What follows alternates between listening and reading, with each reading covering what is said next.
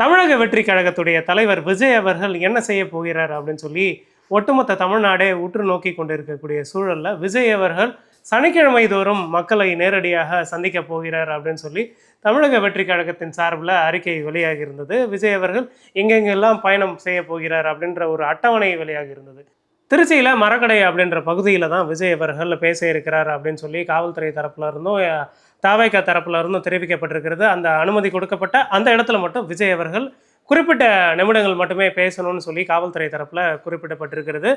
ஒட்டுமொத்தமாக 23 நிபந்தனைகளை காவல்துறை தரப்பிலிருந்து விஜய் அவர்களுக்காக கொடுக்கப்பட்டிருக்கிறது. அது என்னென்ன நிபந்தனைகள் அப்படின்னு பார்க்கும் பொழுது, பேசும் இடங்களை தவிர மற்ற இடங்களில் விஜய் அவர்கள் பிரச்சார வாகனத்தை விட்டு வெளியே வரக்கூடாது அப்படின்னு முக்கியமாக குறிப்பிடப்பட்டிருக்கிறது. பிரச்சார வாகனத்தின் மீது நின்று கொண்டு சாலை வலம் செல்ல அனுமதி மறுக்கப்பட்டிருக்கிறது. விஜய் வாகனத்தின் பின்னால அதிக அளவில் வாகனங்கள் செல்லக்கூடாது அப்படின்னு குறிப்பிடப்பட்டிருக்குது. இது ஏன் குறிப்பிடப்பட்டிருக்கு அப்படின்னு பார்த்தால், விஜய் அவர்கள் கோவை மற்றும் மதுரை பகுதிகளில் அவர் செல்லும் பொழுது அவர் பின்னாடியே நிறைய இளைஞர்கள், அவருடைய கட்சியை சேர்ந்த தொண்டர்கள் எல்லாருமே வாகனத்தில் சென்று கொண்டிருந்தார்கள். அப்பொழுது ஒரு சில இடங்களில் அவங்க இடறி விழக்கூடிய வாய்ப்புகள் எல்லாமே ஏற்பட்டிருந்தது. காவல்துறையினர் எல்லாரையுமே சீரமைத்து கொண்டு செல்லக்கூடிய நிலை தான் நீடிச்சுட்டு இருந்தது. அதனால் இந்த விஷயத்தை குறிப்பிட்டிருக்காங்க.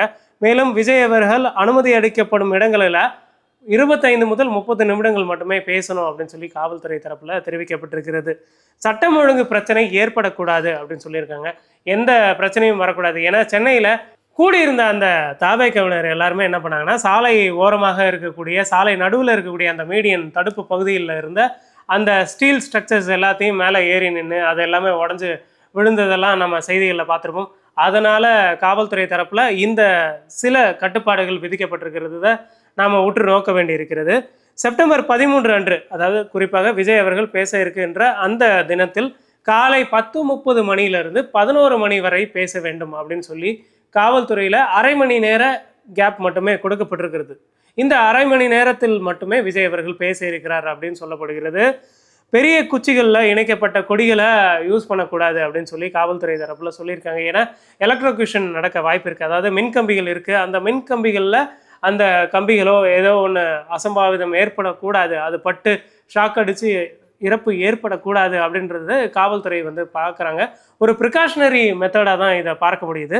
அடுத்ததாக மாற்றுத்திறனாளிகள், கர்ப்பிணிகள், முதியவர்கள், குழந்தைகளை கூட்டத்துக்கு கொண்டு வரக்கூடாது அப்படின்னு சொல்லி தாவேகா தரப்பினருக்கு காவல்துறையினர் தெரிவிச்சிருக்காங்க. தீயணைப்பு மற்றும் மருத்துவ உதவிகளையும் தாவேகா தரப்பில் செய்திருக்க வேண்டும் அப்படின்றத காவல்துறை அழுத்தம் திருத்தமாக சொல்லியிருக்காங்க. ஏன்னா எந்த அசம்பாவிதமும் நடக்கக்கூடாது அப்படின்றது காவல்துறை தரப்பில் பார்க்கப்படுகிறது. திருச்சியில் மையப்பகுதியில் நடக்கிறதுனால, ஏன்னா ஏற்கனவே கூட்டம் கூடக்கூடாது அப்படின்னு சொல்லியிருந்த இடத்துல தான் இந்த சில ரெஸ்ட்ரிக்ஷன்ஸோட இந்த கூட்டம் நடத்தப்படுகிறது.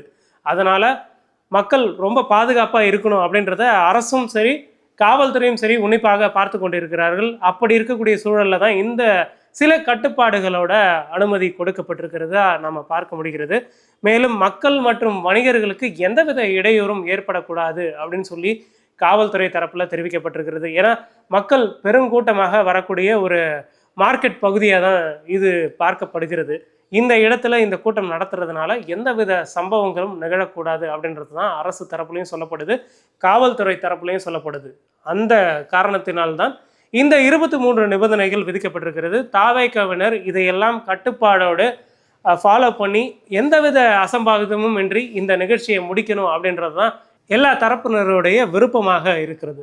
விஜய் அவர்களுடைய கூட்டம் எந்த அளவுக்கு தாக்கத்தை ஏற்படுத்த போகிறது, விஜய் அவர்கள் என்ன பேச போகிறார் அப்படின்றத பொறுத்திருந்து பார்க்கலாம்.